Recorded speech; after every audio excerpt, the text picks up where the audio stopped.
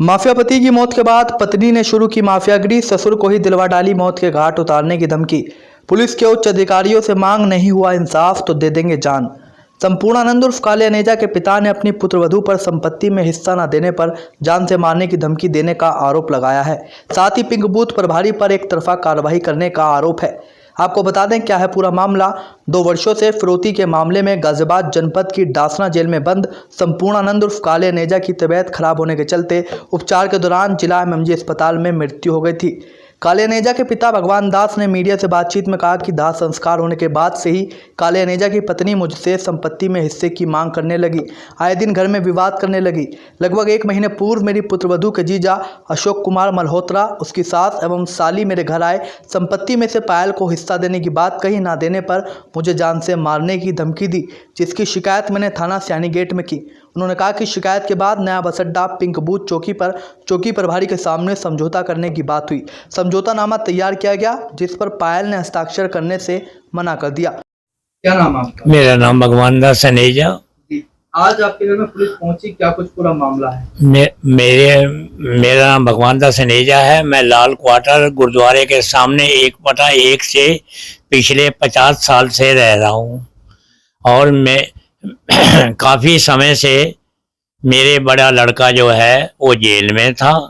उसकी 19/6 को मृत्यु हो गई और इसकी जो मिसेज है वो काफ़ी समय से मेरठ रह रही थी अपने मायके में। उसी दिन आइए हॉस्पिटल में हमने दाह संस्कार किया है लड़के का, संपूर्णानंद का। उसके बाद 2-3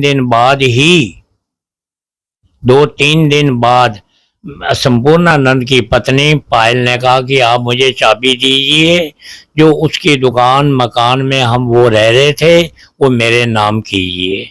मैंने उससे कही, बेटे कोई ऐसी बात नहीं, आप आराम से 1-2 दिन और रुकिए और मैं आपका जैसे आप कहोगे वैसा कर दूंगा। लेकिन 8 तारीख को पायल का बहनोई संपूर्णानंद का साडू आया अपनी पत्नी के साथ, एक अन्य आदमी के साथ। उन्होंने कही कि आप मेरी साली को चाबी दे दीजिए और इसके नाम कर दीजिए सब कुछ, अगर आप नहीं करोगे तो तुम्हें अंजाम भुगतना पड़ेगा।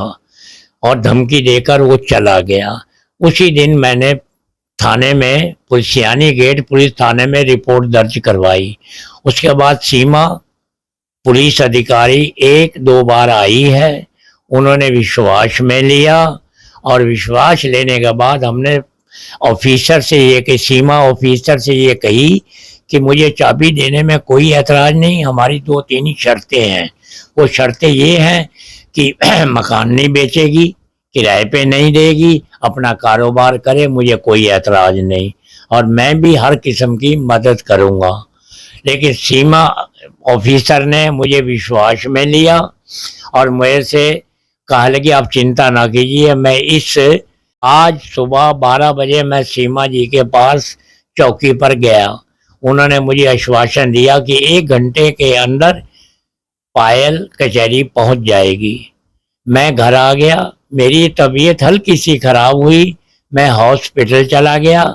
उसके बाद सीमा जी, अशोक कुमार साडू संपूर्णानंद का, अपनी पत्नी, अपनी सास और कुछ अन्य औरतों को लेकर मेरे गैर हाजिरी में आया है और मेरी दुकान का ताला तोड़कर और ताला तोड़ा है, उद्यम मचाया है। और मेरी पुलिस प्रशासन से ये प्रार्थना है कि आप सीमा ऑफिसर पर कार्रवाई करें और मुझे सही इंसाफ दिलवाएं और मेरे बच्चे और मेरे परिवार की रक्षा करें। क्या नाम है आपका? भैया मेरा नाम रीना अनेजा है, मैं शेख अनेजा की वाइफ हूँ। आज पुलिस आपके यहाँ पहुंची, क्या पूरा मामला हुआ, क्या घटना? भैया आज सुबह मॉर्निंग में जो पुलिस आई है हमारे यहाँ पे, मेरे ससुर जी का और मेरी जिठानी का, उनका आपसी में कुछ वाद विवाद चला था शॉप को लेके, ठीक है। उसमें पापा ने उनसे लिखवाया भी था, कल एफिडेविट बनवाया था, सारी बात भी हो गई थी, सिर्फ एक सिग्नेचर रह गया था जो करने थे उनको। कल राजी भी थी इस बात को, बट आज सडनली वो सुबह लेके आती हैं सीमा मलान मैम को पिंक बूथ से और जबरन उन्होंने ताले टुटवा दिए, जिसके उसको बताया भी जा रहा था, मैंने हाथ पैर भी जोड़े कि पापा एडमिट है, आप थोड़ा वेट कर लो, पापा आ जाएंगे, आप उनसे पूरी बात करके आपको जैसा सही लगे आप वैसे कर लेना। बट उन्होंने हमारी एक नहीं सुनी।